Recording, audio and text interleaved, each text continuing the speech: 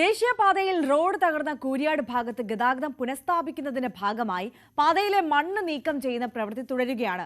തകർന്ന മേഖലയിൽ പുനർനിർമ്മാണം പൂർത്തിയാക്കാൻ കുറഞ്ഞത് 1.5 വർഷമെങ്കിലും വേണ്ടിവരും.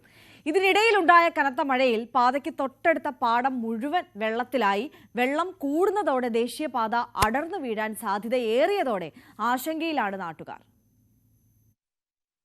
ദേശീയപാതയിൽ മണ്ണിടിഞ്ഞ് അപകടമുണ്ടായ കൂരിയാട് കഴിഞ്ഞ ദിവസങ്ങളിൽ പെയ്ത മഴയെ തുടർന്ന് പാടം മുഴുവൻ വെള്ളത്തിലാണ്. പാതയ്ക്കപ്പുറത്തെ താൽക്കാലിക ഫുട്ബോൾ ഗാലറിയും വെള്ളം നിറഞ്ഞ അവസ്ഥയിലാണ്.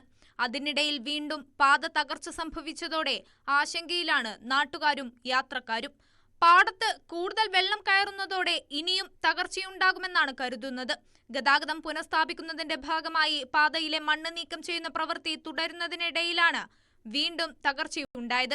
തകർച്ച ബാധിക്കാത്ത റോഡിന്റെ പടിഞ്ഞാറു ഭാഗത്ത് കോഴിക്കോട് ഭാഗത്തേക്കുള്ള സർവീസ് റോഡ് വഴി ഗതാഗതം പുനരാരംഭിക്കാനാണ് പദ്ധതി. ഇതിനായി 6-വരിപ്പാതയിൽ സർവീസ് റോഡിന് മുകളിലുള്ള ഭാഗത്തെ കോൺക്രീറ്റ് സുരക്ഷാ ഭിത്തികൾ പൂർണ്ണമായും പൊളിച്ചുമാറ്റി. ഇവിടെ ടാറിംഗ് പൊളിച്ച് മണ്ണെടുത്ത് നിരപ്പാക്കുന്ന ജോലികളും നടന്നുവരികയാണ്.